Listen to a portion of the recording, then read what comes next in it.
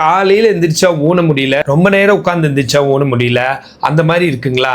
உதாரணத்துக்கு இப்படி காலையில் எந்திரிக்கிறீங்க, எந்திரிக்கிறப்ப இப்படி இப்படி நொண்டி நொண்டி நடந்து அப்புறம் நடக்க ஓகேவா இருக்குங்களா?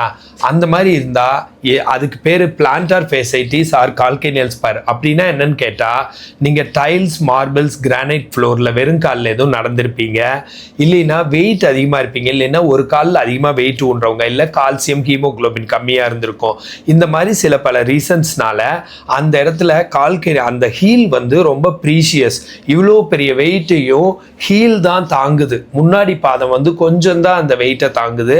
அந்த heel calcaneum, navicular, cuboid, uniform இந்த மாதிரி எலும்புகள்லாம் ரொம்ப வித்தியாசமான அலைன்மெண்ட்ல இருந்துக்கிட்டு ஷாக் அப்சார்பர் மாதிரி செயல்படுது. அந்த ஹீலை ஒரு டைல்ஸ், மார்பிள்ஸ், கிரானைட்ல வெறும் காலில் நடக்கிறப்போ நம்ம வெயிட் மாதிரி 3 மடங்கு ஷாக் உள்ள இறங்குது. ஃபார் எக்ஸாம்பிள், நம்ம ஒரு 70 கிலோன்னு வச்சுக்கோங்க, 70 × 3 210 கிலோ ஷாக் இறங்குறதுனால அடிக்கடி அந்த மாதிரி இறங்கிட்டே இருக்கிறதுனால அது ஒரு ஸ்ட்ரெயின் ஆகி இன்ஃப்ளேம் ஆகி அந்த மாதிரி ஆயிடுது. அப்படி இன்ஃப்ளேம்னா உள்ள நீர் கோத்துட்டு அப்படி ஆயிடுது. இது பிளான்டார் ஃபேசைட்டிஸ்.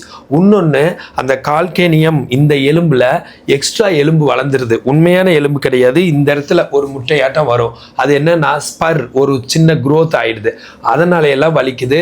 இதுக்கு கவலைப்படாதீங்க. இதுக்கு என்ன பண்ணலான்னு நான் இப்போ சொல்லித்தரேன். வீட்டுக்குள்ளே ஒரு சாஃப்ட் செப்பல், வீட்டுக்கு வெளியில் ஒரு சாஃப்ட் செப்பல் போட்டுக்கோங்க. வெயிட் அதிகமாக இருந்தால் குறைச்சிக்கோங்க. ஹீமோக்ளோபின், கால்சியம் கம்மியாக இருந்தால் நல்லா பழங்கள், காய்கறிகள், முருங்கைத்தலை சூப் அந்த மாதிரி சாப்பிடுங்க. இதை தவிர இதுக்குன்னு சில எக்ஸசைஸ் இருக்குது, அந்த மாதிரி பண்ணுங்கள்.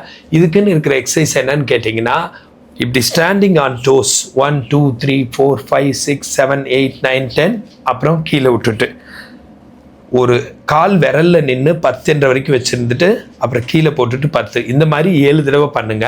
இப்போ மோனிஷா உங்களுக்கு சில டிப்ஸ் கொடுப்பாங்க.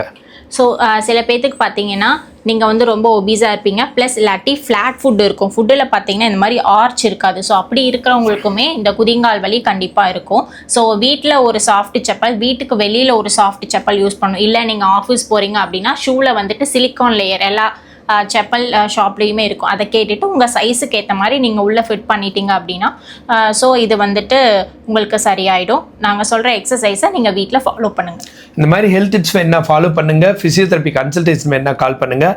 நான் பிரகாஷ், ஃபிசியோதெரபிஸ்ட். நான் மோனிஷா, ஃபிசியோதெரபிஸ்ட்.